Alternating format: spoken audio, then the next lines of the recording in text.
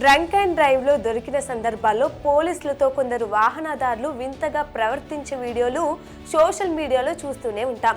అలాంటి ఘటనే ఇది. ఓ యువకుడు పాముతో ట్రాఫిక్ ఎస్ఐని బెదిరిస్తూ నానా హంగామా చేశాడు. చంద్రయాన గుట్ట చౌరస్తా కరాచీ బేకరీ వద్ద traffic SI MA Karim drunk and drive తనిఖీలు నిర్వహించారు. చార్మినార్ మసీద్ ప్రాంతానికి చెందిన ఆటో డ్రైవర్ సయీద్ ఇర్ఫాన్ కు టెస్ట్ చేయగా 110 రీడింగ్ వచ్చింది. దీంతో అతనిపై కేసు నమోదు చేసి ఆటో సీజ్ చేస్తామని చెప్పారు. అతనిపై కేసు పెట్టవద్దని ఇర్ఫాన్ ముందు అడిగాడు. పోలీసులు ససేమిరనడంతో అక్కడ ఉన్న బైక్ కి తల బాదుకున్నాడు.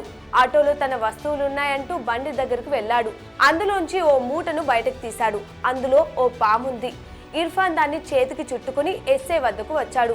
ఆటో ఇస్తారా, పాముని మీద వేయమంటారా అంటూ ఆయన మీదకు తీసుకొచ్చాడు.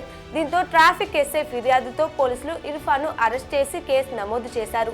మద్యం మత్తులో అలా చేశానని, తప్పైందని తర్వాత ఇర్ఫాన్ మీడియా ముందుకు వచ్చి చెప్పాడు. తాను చూపించింది చనిపోయిన పాము అని, తన అక్కలను ఆట పట్టియడానికి దారిలో దొరికితే తీసుకొచ్చానని తెలిపాడు.